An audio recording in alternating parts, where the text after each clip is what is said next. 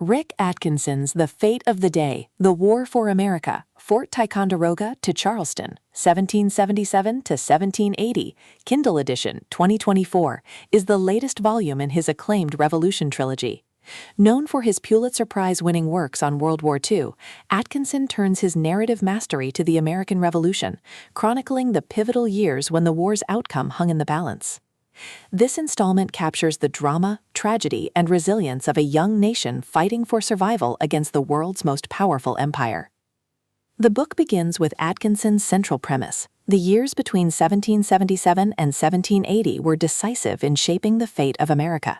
He situates the narrative at Fort Ticonderoga, where the struggle for control of strategic strongholds set the tone for a war defined by shifting fortunes. Atkinson's narrative style is vivid, sweeping, and deeply human. He blends military detail with personal stories, creating a tone that is both epic and intimate. The atmosphere of the book is tense and dramatic, capturing the uncertainty of a war that could easily have ended in defeat for the revolutionaries.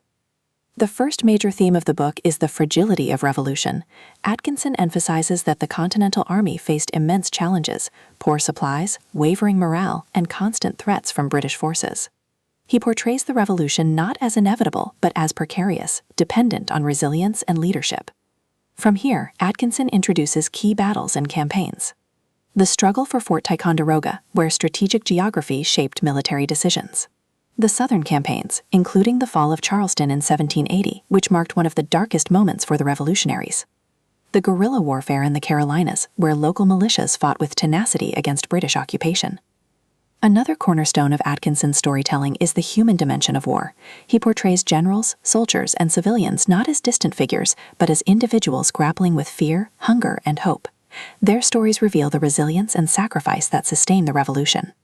The climax of The Fate of the Day builds around the Southern theater, where the war's outcome seemed most uncertain.